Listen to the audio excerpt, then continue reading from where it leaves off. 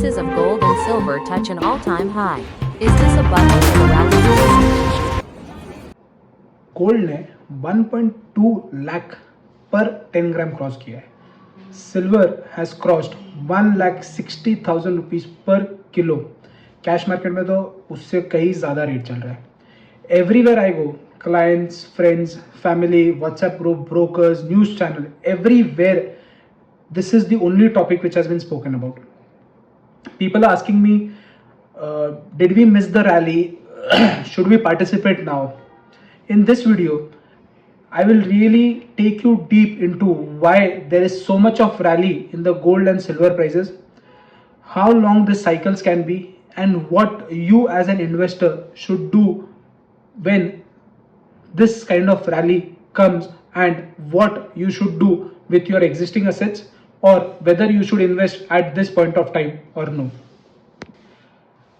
This rally isn't a random rally. It is driven by global forces. Now, why is gold and silver rising? There are 4 reasons for it. Number 1, the central bank buying. If you remember, in 2022, Russia attacked Ukraine, and in that period, the banks in the Western world seized the assets of Russia, which were in form of currency, either dollar or euro. Now what has happened is this has created a ruckus amongst central banks around the world, thinking that they should reduce the dependency on dollar, and that's why countries like China, Turkey, and even smaller countries are buying gold.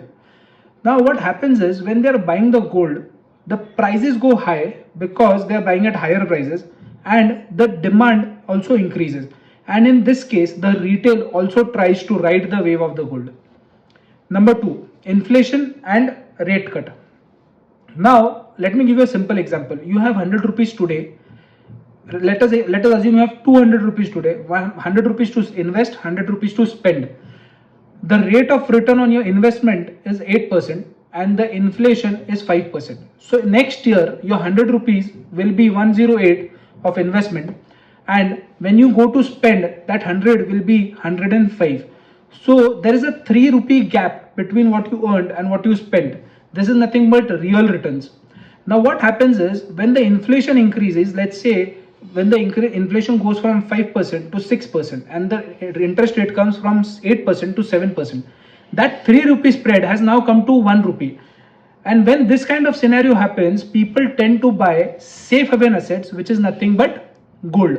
So this is what is happening around the globe. If you look, RBI has reduced the interest rate, then US has reduced the interest rate, but the inflation is increasing. So when the real return narrows down or comes at par or even becomes negative, people tend to move towards safe haven assets, which is nothing but gold. Number 3, geopolitical risk. Now what happens is, when there is so much of tension around the globe, like for example, US is levying tariffs on China. They have levied 100% tariffs on China. Russia-Ukraine war is going on. There are tensions in the Middle East. Israel is attacking Hamas, Gaza. They by mistakenly attacked Qatar. So when this kind of tension goes on in the global markets, people tend to move towards safer assets again, which is nothing but gold.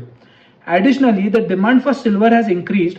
It's not like that this has happened for the first time or silver is used now. Silver has been used for ages, but now the demand has increased by EV vehicles, battery, solar manufacturers, and the supply is restricted. So when the demand has increased and the supply is restricted, the price of silver has also increased. In a different view, a bank in the Middle East has bought silver rather than gold. I mean, they have bought gold, but they have bought silver as well. So again, this is causing a increase in the price of silver. So when this kind of risk is there around the globe, the prices of safe haven assets increases. Number 4, liquidity. What has happened is, after COVID, during COVID and after that, there was a tight control on pushing the money into the system. Now when the rates have been reduced or the rates are being reduced, there are more chances of money coming into the system, and when the money starts to come into the system, people tend to buy assets like gold and silver.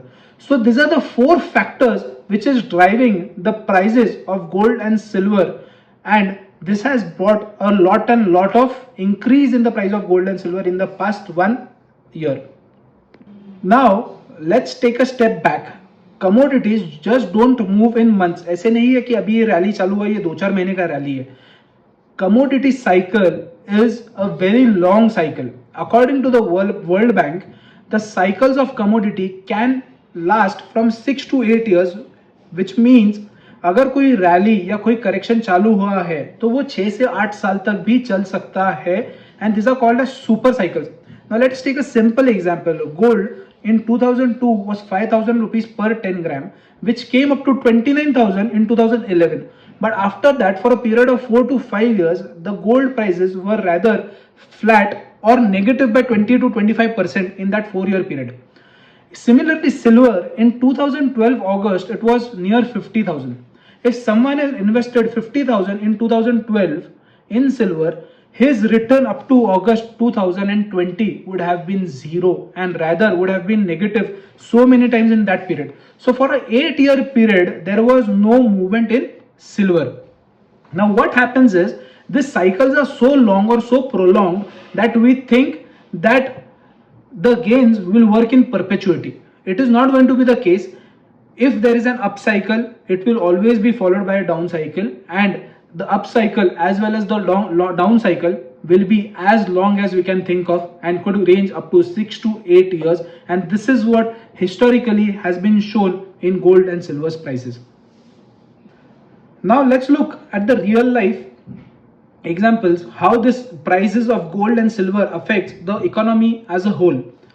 सबसे पहले जो businesses gold and silver के related है, जैसे jewellery हो गया, electronics हो गया, सोलर पैनल हो गया, जहां पे इनका कॉस्ट डायरेक्टली इंपैक्ट होता है, उन बिजनेसेस के प्राइसेस या तो उन बिजनेसेस के प्रोडक्ट्स के प्राइसेस या तो बढ़ेंगे या उन बिजनेसेस के प्रॉफिट मार्जिन्स कम होंगे. Why? Because every cost you can not pass on to the consumer. Let's say if you pass on the cost to the consumer, इसका मतलब क्या होता है? इन्फ्लेशन बढ़ना चालू हो जाता है. So again, when the inflation increases, the rates are not there. Again, the real return arrow is brought down. Third, रूपी प्रेशर. क्या होता है? हम गोल्ड और सिल्वर बहुत ज्यादा इंपोर्ट करते हैं as a country. India imports lots of its gold and silver from other countries. when the bullion prices increases, it increases our import bill, which results into weakening of our currency, which is rupee. Now problem is, when the currency is weakened, the other commodities increase, because let's say आज आपको एक item मंगाने के लिए 100 रुपए देना पड़ रहा था कन्वर्ट करने के बाद, कल आपको वो 102 रुपए देना पड़ेगा. ऑटोमेटिकली आपके दूसरे आइटम्स जो आपको मंगाने थे वो भी महंगे होने चालू हो जाते हैं. So this price increase in gold and silver is not just about making profits. The entire economy is impacted when the prices of metals go up. Now the most important questions for you as investors: should we buy now? Should we wait? Now I'll cover few scenarios. Assume you have already had gold or silver. If your purpose was very defined why you had gold and silver, you need not sell it. If you had bought gold or silver as an investable asset from your surplus money, as an investment from your surplus money, I would say book 50% of your investment right now and hold the 50%. Why? Because I feel the rally is too much. There will be some correction in it.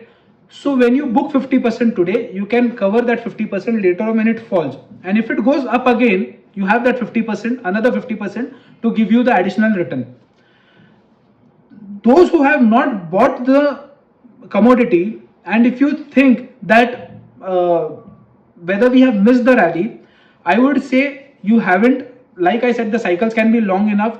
So what I would say is, do not invest all your money today. Push it over a period of around 3 months, 6 months, whatever you are comfortable with. So let's say you have 1 lakh rupee today to invest. I would say do not put 1 lakh today straight away into gold or silver. I would say stagger it over a period of 6 months, 12 months, 3 months, whatever you are comfortable with. But as a financial advisor, I would always say have 5 to 7% of allocation of gold or silver, preferably gold, into your portfolio. Why? Because it works as a cushion during bad times. Many of my clients have gold funds in their portfolio. We are not going to exit it, but we have added it as per our strategy long back, and we are seeing the results. But we are not going to exit it. We added it because of a logic that it gives cushioning. Now, over and above anything is plus for them, is plus for me. So you can have 5 to 7% allocation in your portfolio. So with the closing thoughts, I would just say, if you want to invest now, do it in a staggered manner. If you have invested, and if you feel like you can liquidate it, I would say book 50% profits in it from it. And I would say keep gold and silver as a part of your allocation, as a part of your asset, but do not overexpose it, because with every upward cycle there is a downward cycle, and the downward cycle can be brutal and can be for years. Like I said, the cycle can be for 6 to 8 years, even 10 years. So I would say do it in a staggered manner, and don't be heavily exposed only to asset classes which is going up. Have a diversified portfolio, and I hope this helps in taking a better decision whether to invest in gold ETF, silver ETF, or gold funds, or silver ETF funds. And I hope it helps. Thank you.